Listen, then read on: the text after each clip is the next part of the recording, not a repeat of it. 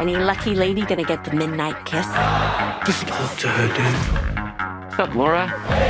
We're actually going to this New Year's thing. It's going to be a total shit show. Oh. See ya. It's 1999, and we getting drunk! In a few hours, you have an excuse to kiss the girl of your dreams. Open up. Take us away. So smooth. Y2K. Okay. Now, if you don't know what Y2K is, it's better if you look it up, because it was basically like the rundown. It was in 2000, in the year 2000, the new millennium. It was predicted that all the computers and technology was going to fail, causing the apocalypse. Obviously, us being here as right now, I'm recording in 2025. That is not the case. But this is what if it did happen? And this kind of says, okay, what if it happened, but instead of all of computers and technology failed, what if computers and technology, what if it just melded together like some electronic Frankenstein stuff and just became a super over-the-top, cheesy as hell gore film? And that's kind of what you got here.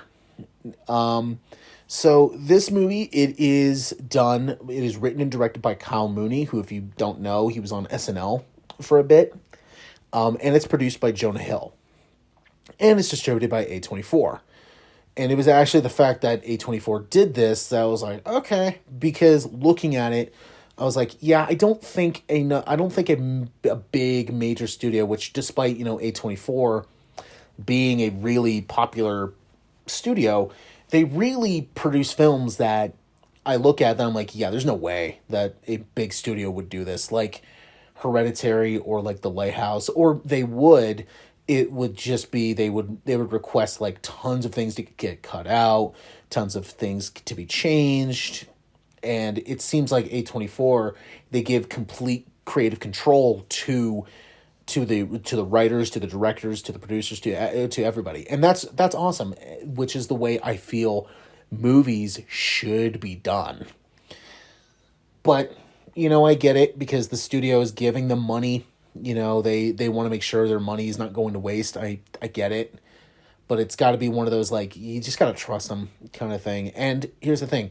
If the movie doesn't work, and if it sucks, then you know who to blame. Now, anyway.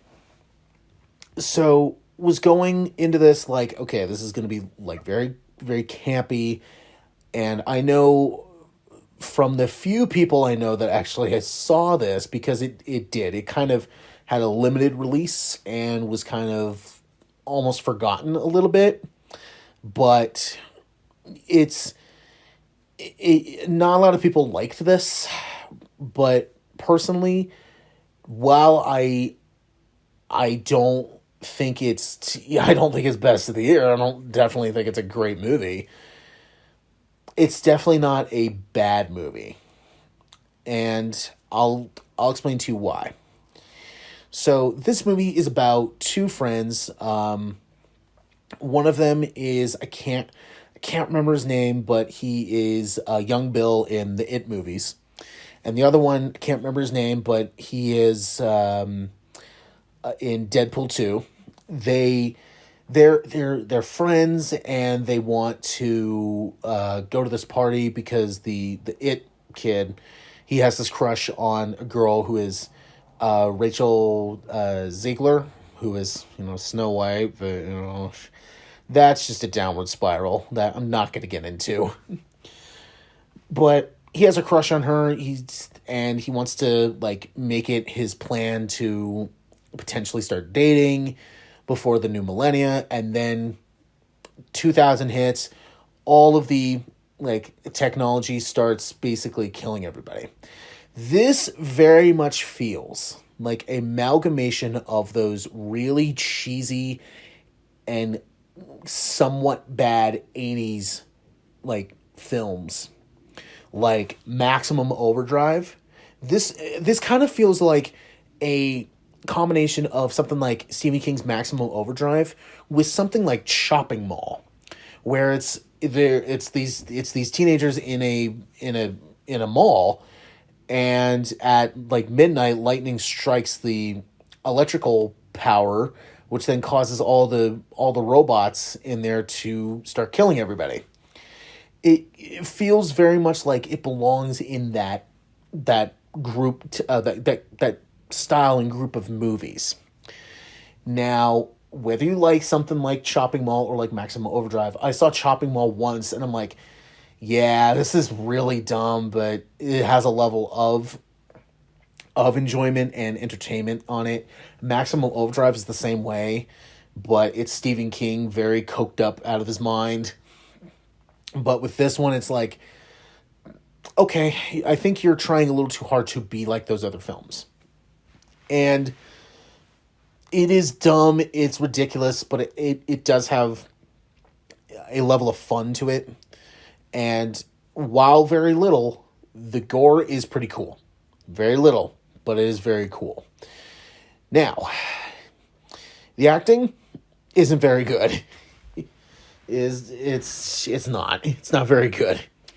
And if you're like me, one of the biggest pet peeves a horror movie can be is give you main characters that you don't care about. And unfortunately, you don't really care about anybody here.